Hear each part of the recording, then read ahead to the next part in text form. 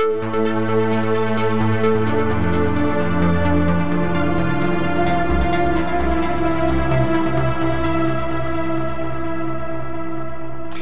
and welcome to another edition of the Sensibly Speaking podcast. This is Chris Shelton, the critical thinker at large, coming at you on iTunes, Stitcher, Google Play, and with video here on YouTube. And this week, we are going to get down and dirty about Clearwater, Florida, and Scientology's involvement in it. Now, this has been the subject of some recent media from the Tampa Bay Times. People have been asking me, what do I think about this? What should they think about this? What's going on? Are there any other details to all of this?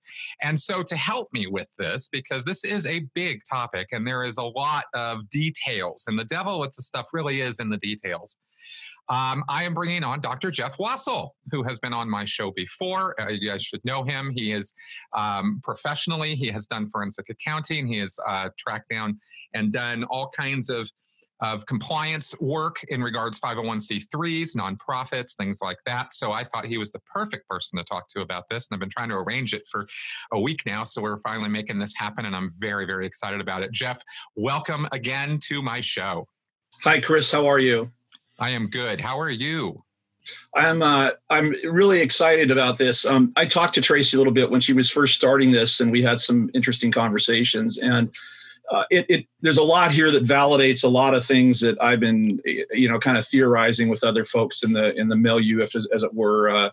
JP and Jeff Augustine, and even other people on the periphery. And I think we've talked about it too, as far as the way money moves in the church. Also is in organized crime metaphors and other things that are really useful frameworks to kind of understand the mindset of how the church behaves around money and hides its money and moves its money. Exactly.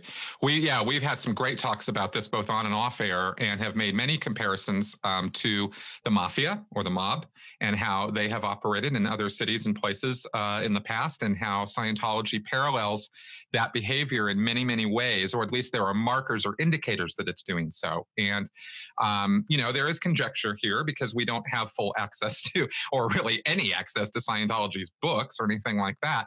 As a 501c3 and religion, they don't have to be transparent. So we can only really speculate based on what we see them doing and what we know about them having done in the past, and how we understand how destructive cults, which is what Scientology is, how they operate, how they are dogmatic, how they are very dictatorial, and how it basically, as I've said many times, Scientology is at its core a money-making scam. All the religious smoke and mirrors and religious cloaking and all of that is done to specifically hide the fact that they're just trying to suck up the Benjamins with a high-powered vacuum. Absolutely. Yeah. So what I'd like to do first, just to start this, for those of you who might not be familiar with just how big of a deal this is, in Clearwater, Scientology set up shop down there in 1975 and started, they literally called the whole series of actions that they wrote out in order to sort of get in and start taking over Clearwater. They called it Project Normandy. As in World War Well, if it had been called Overlord, I'd have really had some interesting things to say, right? Right. Outside of the dark empire connotations of that word, right? Exactly. Exactly. So I thought I would use this infographic that this is a podcast. So for those of you who are listening only, you won't be able to see this, but I will put a link to the Tampa Bay Times story in the show notes so you can check this out.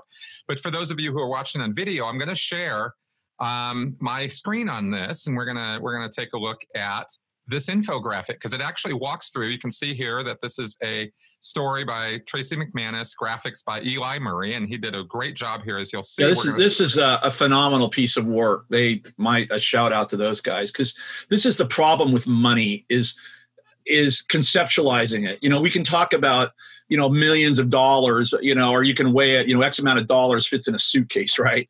But when you see this, as far as kind of the insidious way this creeps across the landscape, it's incredibly compelling. Yes, exactly. So you can see here, that Scientology came to downtown Clearwater in 75, and it bought this building, the Fort Harrison, and which was a hotel, still is. And this is how they started.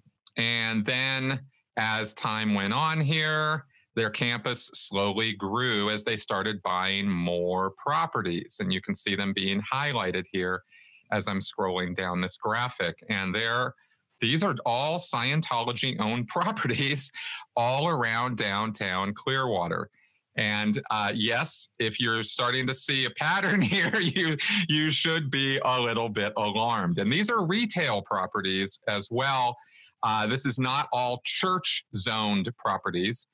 And it's quite as I said here, quite an unprecedented rate since 2017. Here's the rest of what they've been buying. They doubled their footprint in less than 3 years. So then we come down and we have the heart of downtown circled off there.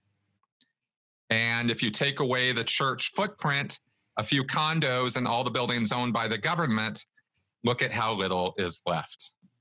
So that's just a brilliantly put together graphic there. And also as you walk down Cleveland Street, which is this main street, the main artery of Clearwater, you can see Scientology-owned properties all up and down the street here, all the way down to the waterfront, 22 of the first 33 buildings.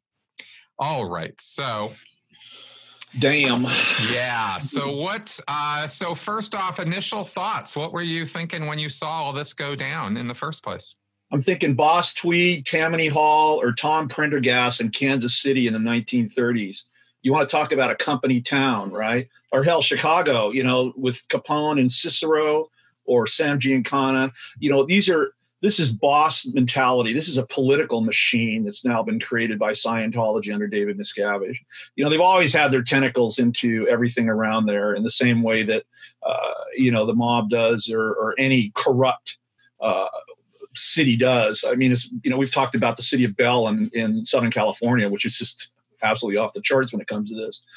So, it doesn't surprise me. What's the level of corruption? I wouldn't say so much it's around corruption in the traditional way that you would have seen ring fencing of all the institutions and things that make a city work as you would in a Tammany Hall or a Prendergast, Kansas City. What they've done is what those guys did with bribery, coercion, threats, and extortion, Scientology has done with tax-free money and shrewd real estate investing. And this is basically what it is. You've got, and also there's a spite component here. David Miscavige lost his little contest with the city about the aquarium property and all these other things. But this goes back to 75, right, when they came ashore. It's just more and more and more. We are entitled to it. We want the first Scientology city, the first you hear the term Mecca thrown around, but that's indeed what this is. Where do they make their money? Clearwater. Where does everyone want to go to get services? Clearwater. They might as well put a big cube and they can all run around it like a Hajj, I mean, it's just, it might as well be, Scientology, it's the place you go. That's exactly right. And I think too, I think Dave Caceres is probably the last guy that really sat down and tried to push back on any of this. I mean, if you look at the historical thrust of this whole problem, this is not new. And you got guys like Mark Bunker out there, trying to do the, fight the fight with not a whole lot, but, at least, people have been aware of this. And I think this is why the city council has no dodge here in saying, oh, we never saw this coming. I mean, this is, if there's anything about Scientology, it's repeatable, right? They do the same thing over and over, and they do it well. Oh, and the more they do it, they get better at it, right? That's exactly right. To give a little bit of background on this, if you're coming in as totally not knowing anything about this, in 1975, when the Church of Scientology moved in, they and bought that Fort Harrison hotel, they did so under an assumed name. They did it under a hidden corporation or company. I think it was United Churches of America or something like that. Yeah, I was just going to say. And no one knew, and they were purposefully keeping it hidden. They had armed guards outside the building and stuff, but they weren't letting anybody in. They weren't talking about who they were. They had a shore story. I don't remember what the shore story was, but it was some line that they were giving to people as to who they were, and it was not that they were Scientologists. So Then when they did finally have to come out, because through L. Ron Hubbard's indiscretion, he went to a tailor shop and the tailor recognized him and was like, oh my God, and started telling people, and Hubbard was freaking out and he took off to Washington, D.C. But the church continued its operations in Clearwater. They had paid $3 million, which in 1975 money is a lot of money for that building. And they were definitely bound to, Clearwater. They couldn't sail around out in the Mediterranean or out in the off the coast of Spain anymore. And this was Hubbard's solution to this. So when the mayor at that time found out what was going on and started getting suspicious about this, and following the 1977 FBI raid, which not only happened in Los Angeles at the big blue buildings, but it also happened in Clearwater, he found out about some of this stuff and he was starting to push back, as you mentioned there. And they literally, the Church of Scientology, this is documented, this is known, this is not like a controversial or half-baked story. Yeah, they actually tried to frame the mayor of Clearwater for hit and run. Yeah. And everybody involved in the hit and run was a Scientologist except for Gabe. And he didn't fall for it, and that project failed. But so, Chris, if I may, yes, the audience should keep that in mind, that everybody in the scam was a Scientologist, because this is going to come. We're going to talk about this when we start looking at the way this property was acquired. Exactly. Anyway, carry on. Yes. So that set a sort of pattern or a precedent for how Scientology deals with the outside world in a very direct and forceful and, very antagonistic way. It is their way or the highway. And that was L. Ron Hubbard's attitude about every level of Scientology. He just didn't care what anybody else had to say or think about it. That was how it was going to be. And he was had this steamroller attitude about it. There were hearings in 1980, 81, I believe, to the Clearwater City Council. There were Paulette Cooper, L. Ron Hubbard's own son, and many, many other former Scientologists and experts actually talked to the City Council and said, you guys have got a real threat on your hands here. And those are, you can find those on YouTube. They did not pull any punches about what Scientology is really all about. And yet, Scientology continued to grow and expand, as you've seen with all the properties. So that's just kind of setting the stage a little bit. There's so many details, but I'm just trying to give a little bit of a history there. So, as this has continued, Scientology through the 1990s started promoting that Clearwater was the Mecca of Scientology. That was the direct comparison they made. All Scientologists should come to Clearwater. Clearwater is where the highest level Scientology services are delivered at the Fort Harrison, or at their great big monstrosity of what they call the superpower building now. And there are services you have to go to Clearwater for. You can't get them anywhere else on the planet. So eventually, all Scientologists do end up going to Clearwater if they move up that bridge to total freedom and get onto those higher OT levels. So that also means, setting the stage here a little bit more, that more money is made by Scientology in Clearwater than any other single location. And I mean, it's not even close. Yeah. So Clearwater is, they stopped calling it the Mecca for obvious reasons after 9/11, but it is their Mecca, and that is how they think about it. And they have invested millions and millions and millions of dollars into not only buying all these other properties, but renovating them. This is where they have most of the Sea Org is located. They've been, when they ship in the Russians and the Taiwanese and the Hungarians and stuff, this is where they ship all that them R2 visa fraud that they do? Is that what I'm sorry? Oh, there might be some fraud connected with some of that. The religious worker visas, the R1 visas, they've got it all figured out, and they've got it all taped. And we've talked about this in detail in past podcasts. So that all being said, I just wanted to sort of set some stage there, show you guys what was what. Now, Jeff and I have spoken in the past about this sort of mafia operation and how similar Scientology is, or how many parallels there are to how the mafia operates. And Jeff, I would like you to take it away now to explain how does that work? Well, so in terms of I would say just organized crime more so than a mob. I mean, there is a familial component to it based on the the religious, the cohort idea of a belief system that one belongs to. However, we're looking here not so much at belief as we are behavior. I don't care what somebody believes; it's the way they behave that's really at play here.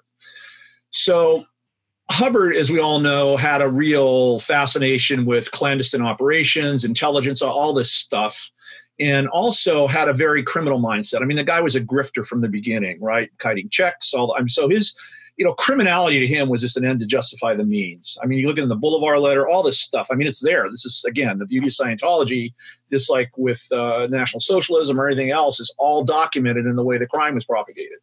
So we're not talking about anything here in behavior that is suppositional. It's real, it's documented, and there's police reports and all those other things. So money, in the way that they've moved it in the church, plays to this. Very much like with the mob. The mob was not about killing people in the street. The mob has always been around business. I mean, Meyer Lansky is the guy that really said, okay, we can't be shooting people in the streets. It's bad for business. And so you started seeing the mob invest in legitimate entities. That's why Vegas was such a big thing. So Scientology, Hubbard's cruising around in this ship. He needs a place to park his money. He needs a place, a nexus of crime, if you will, a nexus of control that he can start figuring out what he's going to do with all this cash. And I mean, into this, Peter Neary talks about, bringing, working as a money mule off the free wins. So, I mean, this behavior is still to this day part and parcel to the way Scientology moves money, in the same way the mob did with mules, in the same way that anybody tries to hide money.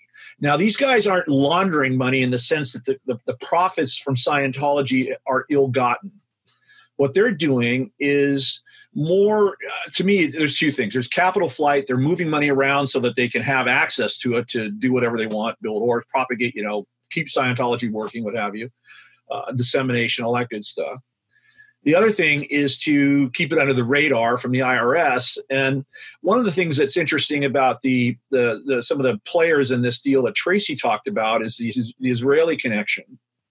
And if we look at the way that money was moved back in the Hubbard day, he set up a lot of numbered bank accounts in places that even to this day are outside of the purview of the United States, because they were established as foreign entities that do not fall under the IRS or FinCEN, the Financial Crimes Enforcement Network, or any of these guys. However, those funds are undoubtedly dwindling, number one. And number two, the EU is getting savvy to the way that Scientology operates. We look at what happened in Hungary. We look at the frauds in around Narconon and Ireland, and some of these are also the way that they've been playing around with their tax-free status in Holland. I mean, it's just they're on the radar now, the authorities over there, for the way that they game things. So I wouldn't be surprised if what we're seeing in this real estate transaction, one component of it is a repatriation of the dwindling amount of money overseas that has been there for so long that it's really not working for Scientology anymore. So what better way to bring it home is as a conduit through an LLC vehicle out of Israel and reinvest it into Clearwater, right? That's one thing. Two is, what's the end game right now? And this is something we've all war gamed around it. And this is very much the way the mob did it too, in that when the writing was on the wall after the Kefauver Commission and all these other things exposed the scope of criminality and the money that the mob was making, that was even a further impetus to really legitimize a lot of these businesses. So again, I touched on Vegas. Paul Castellano, the head of the Gambinos, comes along in the 80s. He creates a concrete club. He's using mob money to facilitate the building boom in downtown Manhattan, right? But always at a premium. So what's Scientology doing? They are right now exposed to a variety of different lawsuits and things that could have on the back end significant damages assigned to them. So what do you do to spread your risk, right? This is a good risk mitigation strategy. Either start pouring it into orgs, which are individual entities or LLCs themselves. And if you're going to want to get that money, you're going to have to sue every single one of them. Or two, you do the same thing, but in tangible real estate, rather than some derelict building you pump a lot of money to, and in Buffalo, you go to your backyard. and you start looking at, well, let's ring fence even more of Clearwater. But the telltale thing about this is how exponentially over the top the margins were on the profits on these properties. Tracey did a very good job it's like 4 times what these things are worth, and they're not even doing anything with it. This is derelict storefront. It's very much like the things with orgs. They buy it, they park it, and it sits. So that's a classic sign of money laundering. But again, this is not money laundering in the sense it's dirty money. It's money laundering to keep it out of the eyes of the IRS, I believe, as far as enrichment. It's also perhaps there's a quid pro quo going on for longtime Scientologists as a way to move their money around, or whales. There's a lot of dirty stuff. I mean, to me, when I look at this, I right off the bat, as a compliance guy, where's the due diligence in any of this stuff? And the mob was good at that. They knew after, they caught Al Capone with a tax thing that they better they always had to clean their act up. So if you look at any of the real players that made the mob move, Johnny Rosselli, even Bugsy Siegel, all those guys always had legitimate jobs that they could show a tax return for because of what happened to Capone. And this was the whole idea of the skim in Vegas, right?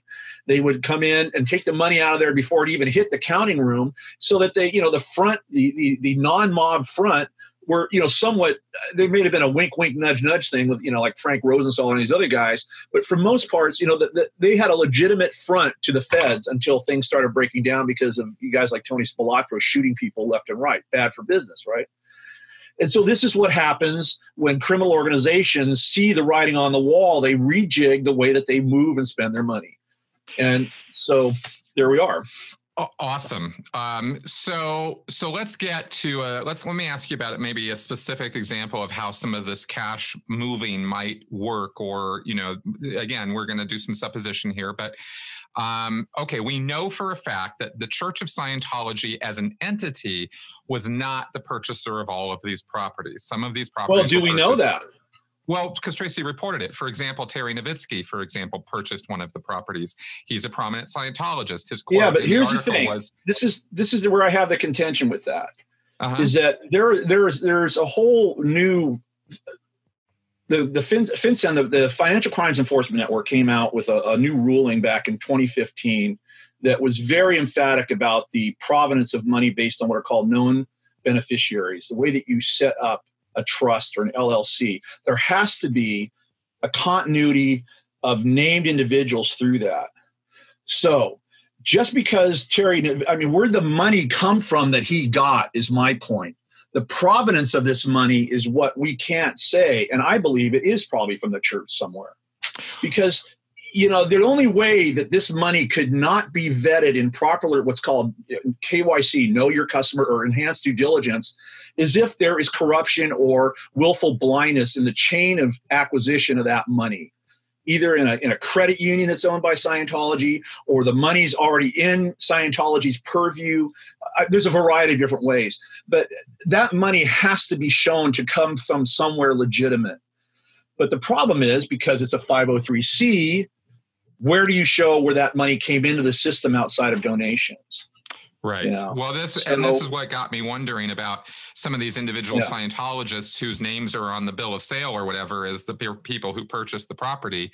If we, that was my question, is how would that work? Would you have a guy, okay, Mr. Scientologist, and he's gonna front and put his name on the bill of sale for this building.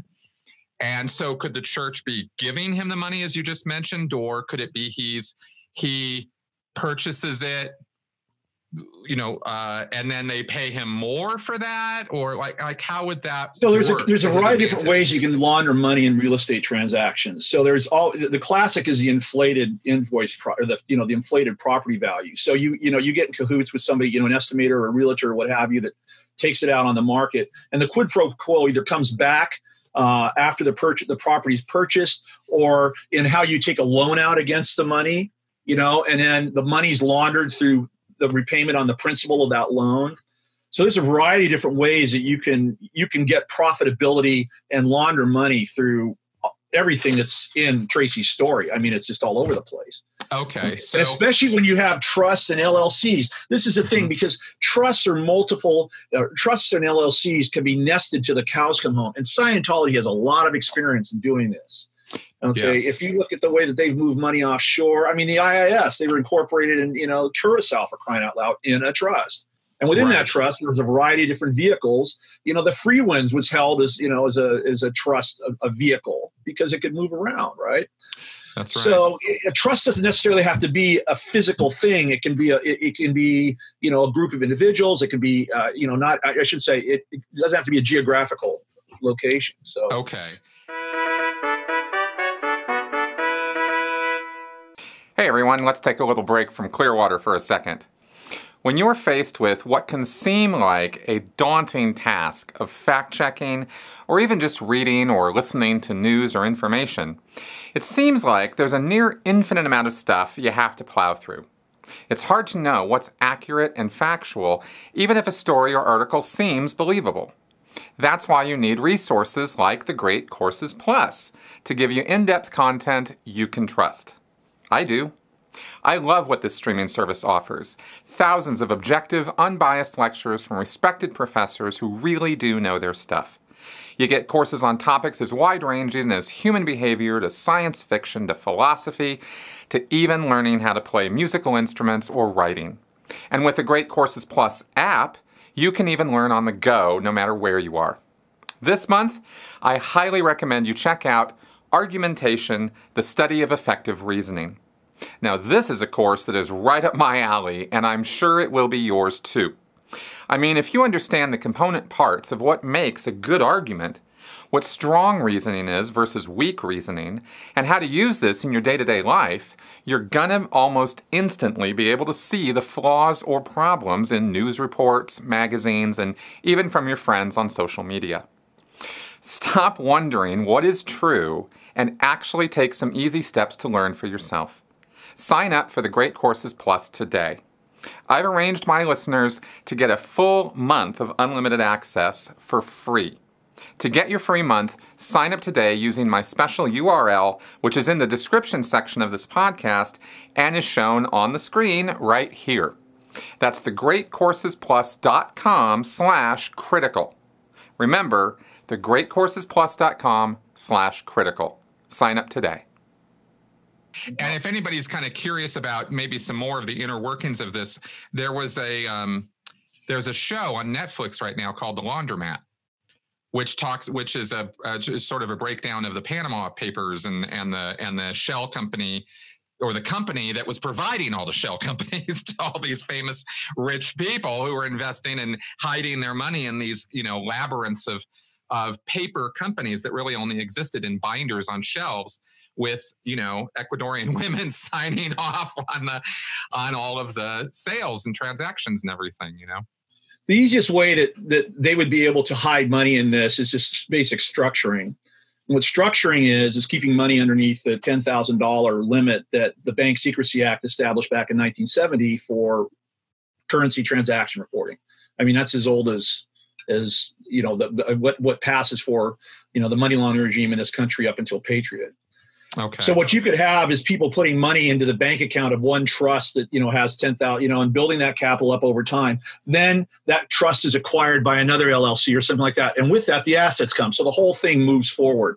So you have a chain of custody of cash that gets to a point where there's enough momentum of your capital that then you turn around and, hey, I can write a check. All these deals except for one were all cash.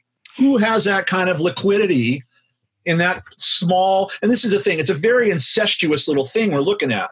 There's probably 20 people involved. I'm sorry, there's 32 people or 32 properties, and within that there's probably a clutch of people that did all the moving around this. So it's just like a mob accountant, it's like having a mob banker. All these guys are in on the scam somewhere. And so this is the way that this stuff works when it goes to completely, look at the willful blindness of a lack of compliance, or the provenance of the money, all the stuff that the anti-money laundering rules are designed to prevent. And this, This was obviously a long-term plan then. And this is is very much a long game. Very much a this long is not a, this was not all decided last month. No, because for one thing, you'd get on the, if you started moving huge bundles of cash, I mean, the government and any legitimate bank that has a KYC compliance program uses heuristics or some type of anti-money laundering software to detect patterns. In fact, that's where all my background came in, is looking at how money's moved transactionally. So the behavioral profiling of the way that money moves. But the way you get around that is by knowing or gaming the system based on the human element. Again, using bearer bonds or security or things that aren't instruments that enter into the normal transaction of a bank that can be on the radar based on, again, what KYC says you got to do. Driver's licenses, where'd you get this money from? So if people are shuffling around bags of cash to each other based on wink, wink, nudge, nudge, we're fellow Scientologists, piece of cake to do this deal. And I'll tell you that Scientologists are primed for this. And I'm talking about the public Scientologists. I'm talking about the whales right now. There are some very rich Scientologists, and you don't get rich and stay rich by being stupid or unsavvy with how money works and how all this stuff goes. Or at least you hire accountants who know how this stuff works, and you hire tax attorneys and things. But I will say, from the mindset, that all of these whales, if they are dedicated Scientologists, will do whatever the church tells them to do. It's not necessarily some sort of they're all gaining, sitting in the closet talking to each other, in hushed tones about their criminal activity. It could simply be a matter of, David Miscavige wants you to do this. And you go, okay. Well, and again, the other thing too, if we go back to the mob metaphor, gangs, wise guys are always ripping each other off. There's no honor, there's none of this. I mean, they caper. And Scientologists caper, right? They're always going out. I mean, the ozone water, Medicare scams, you name it. Reed Slatkin, right? So, I mean, there's just all this stuff about money, moving it, making a buck, and all this. What says, again, that whole mindset that you just touched on, nothing says Scientology more than gaming the system against WOG law, right? And this is a microcosm of, manipulating money laundering, trust, banking, all the different permutations that makes a civil society work, certainly in Clearwater.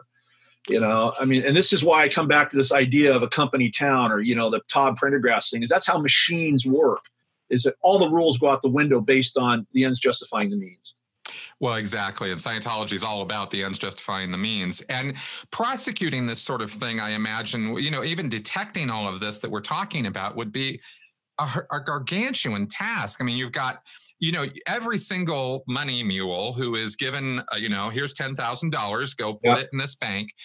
They might not know anything about what they're doing. Exactly.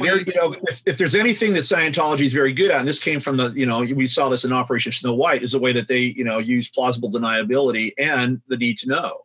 That's right. They button stuff up, and Miscavige plays his cards very close to his chest about this stuff. And this was a David Miscavige thing. This is not a bunch of people getting together and say, you know what, we're going to go buy, $198 million worth of property downtown Clearwater. Rubbish. And that's what they want it to look like. Yeah, but it's not what it is. No. This is a very top-down strategic move, as you said. That's been, I think, the first transaction went down in 2015. So, this is, again, that's, relatively long game. And this is Florida real estate, for crying out loud, right? It's already kind of shady half the time. So you got to sit there, and I mean, it's just the way it is. You got a transient population. You got all the things that play to a very, let's say, less than supportive regulatory environment, right? Right. So, yeah, they're already disadvantaged. So, okay, there was another thing. Well, I mean, the Attorney General of the state is Pam. What's her Pam Bondi? I mean, is very predisposed to. She used to. She's not anymore. I found out she just was not the AG anymore, but she was absolutely in Scientology's pocket. She was showing up at Scientology fundraisers, etc. And I'm absolutely positive, because I know how Scientology works, as do you, that they're already sinking their claws into the current AG, and they've got multiple levels of influence at all levels of government. Yeah. This is how Scientology especially in that operates. part of the world. I mean, that's their backyard. Again, that's how machines work. Influence peddling, money, outright bribery, all these other things. Now, I don't know, Scientology's probably not going around dropping off bags of cash, but, those big checks that say, for a better, I mean, what? Exactly. It's just, I mean, it's as simple as paying the off-duty cops for. Well, the whole thing with the Clearwater Police Department, that's a whole nother problem as well. That's right.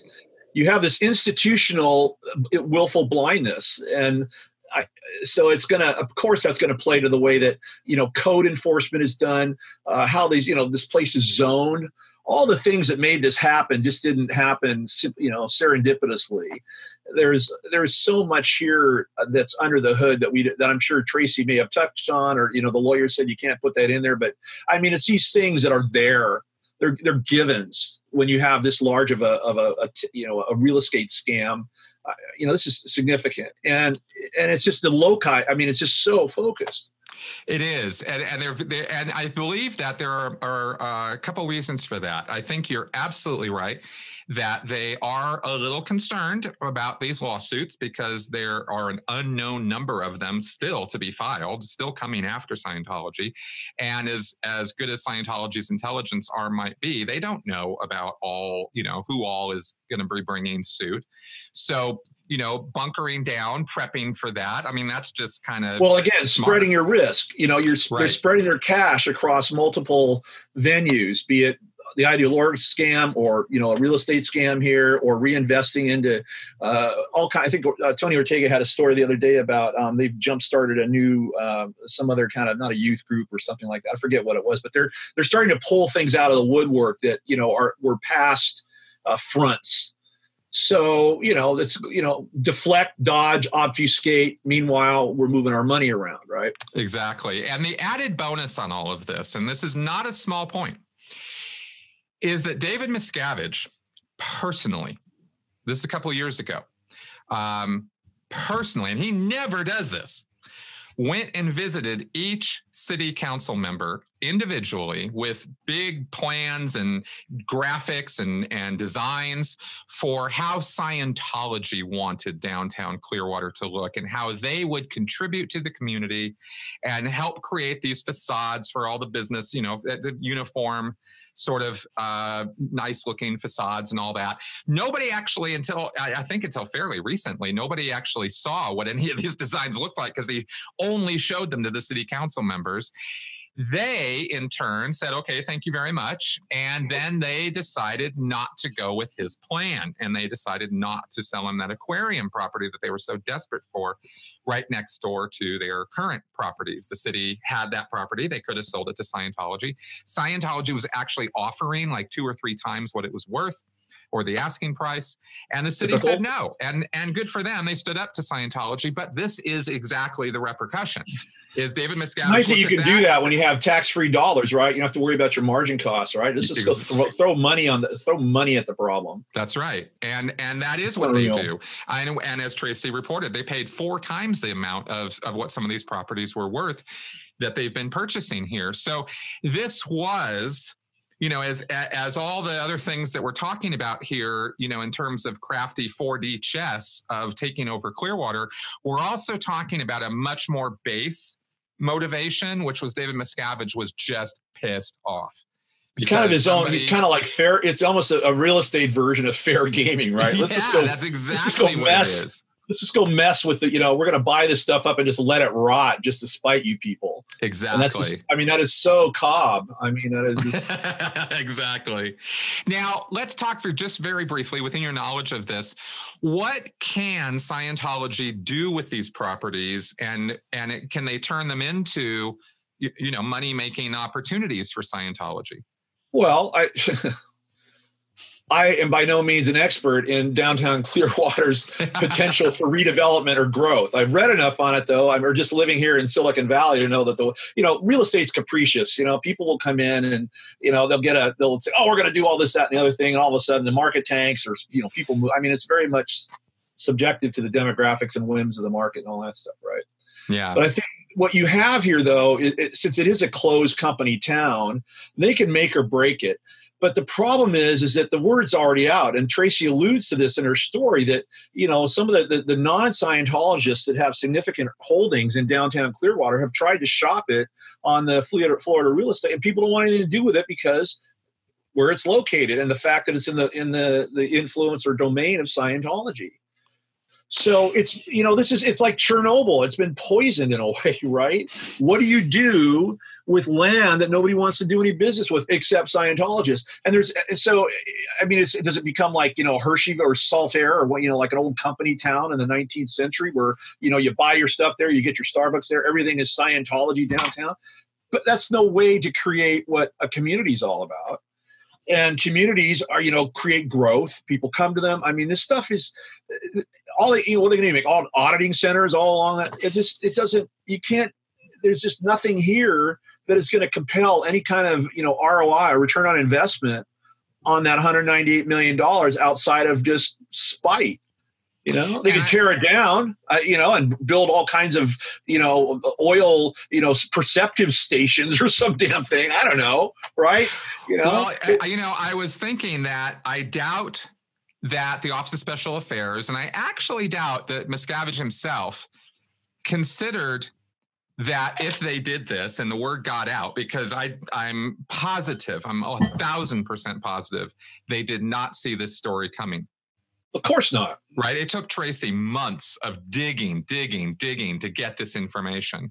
But here's the thing, even if she hadn't done that, here's the problem with that, with the Scientology mindset is that, we talk about the bubble, but this is a microcosm of the bubble.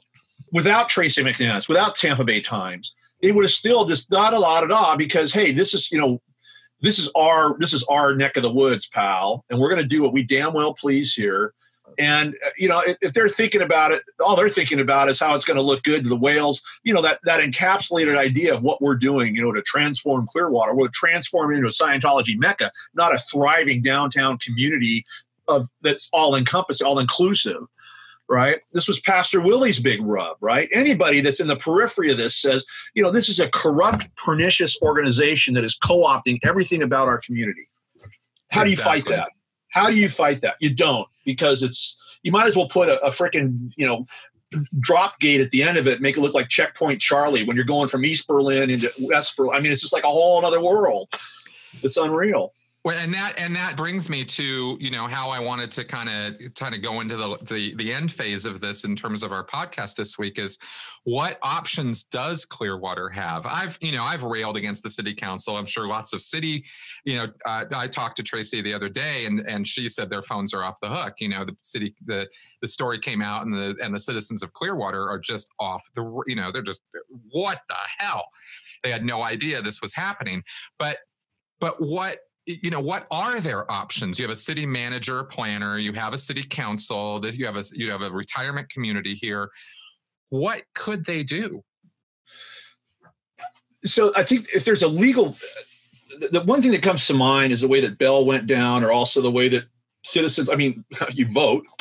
But that's obviously, if you've got more Scientologists voting for the city council in downtown Clearwater than you do non-Scientologists, that kind of renders that thing. But then you start looking at where the feds could come in and investigate influence peddling.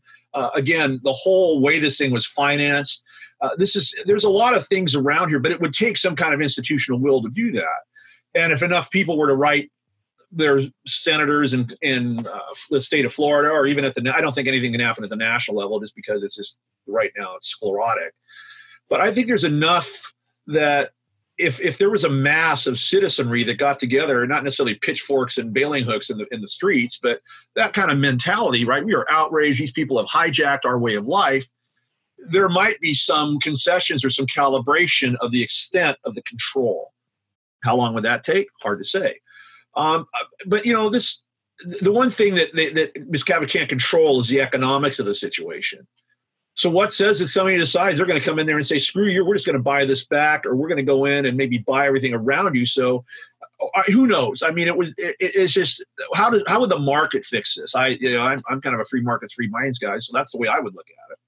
Because again, the regulatory thing outside of looking at the transactions and the actual the forensic accounting and the way this thing went down, it's like the whole thing about these discussions we've had about RICO and the church and all that. You would need somebody in there to roll. You need somebody to have to wear a wire. So I think the solution lies in the externalities around it. So people in the market trying to force a certain behavior back on the city council and the planning people to say, look, you just can't have this go on. Do we have to literally, have, bake sales and try and buy this stuff back or run these guys out of town? Who knows? But it's fighting that closed wall. And this is how, Pendergast got booted out. This is what happened with Boss Week. The people finally had enough. They were tired of paying a cop $5 every time they got a traffic ticket, right? It gets old. There's as they say in economics, there's an opportunity cost to everybody in Pinellas County because of Scientology. And until people look at it, I believe it's Pinellas County that Clearwater's in, right? Yeah.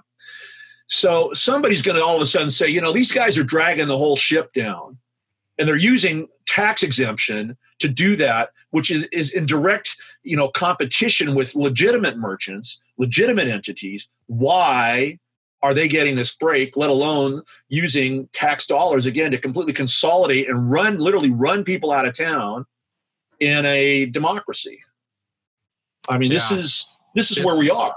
It is a very existential question, but that's where we are in Clearwater. It's true. Unfortunately, it's true. I don't see the feds coming in on this one. No, they won't. I just don't.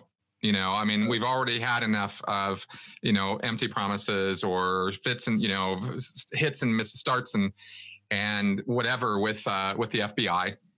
And I think, FinCEN, the financial guys looked at the way that money's moving, from Israel and places into this deal. There's, there are openings there, but somebody's going to have to, get enough that's indictable to get a warrant. Not all that other stuff. So that's, again, the institutional will to do this. But I believe there's enough dirt here, financially and criminally that could happen. But when and how? But the bigger question, though, is this is just a subset, right? This little $198 million deal is a subset of a bigger problem, that there's just this institutional apathy about literally a church using tax-free dollars to hijack an entire community.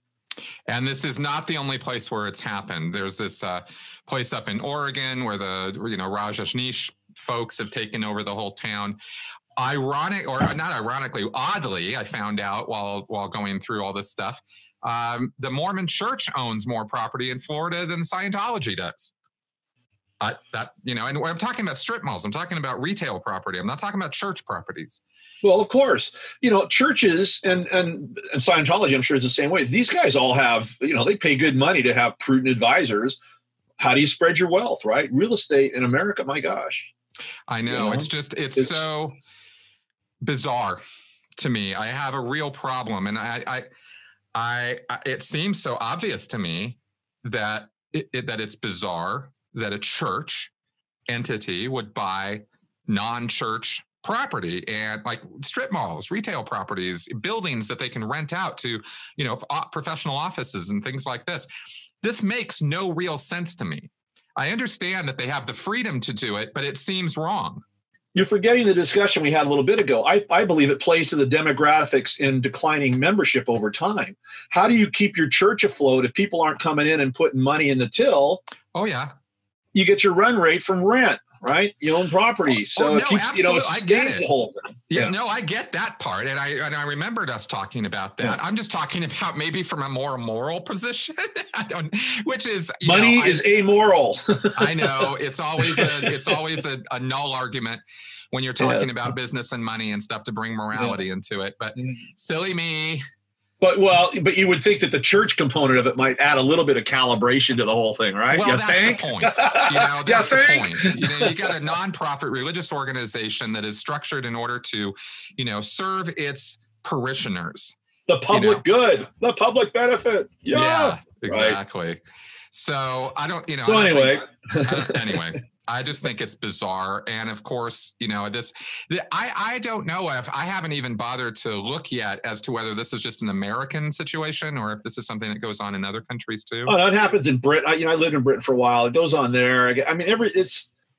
Money in churches will always be problematic because, they transcend belief.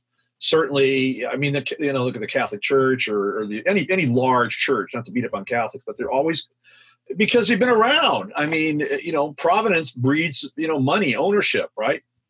So, if you own the dirt, man, you're good. You're golden. Yeah.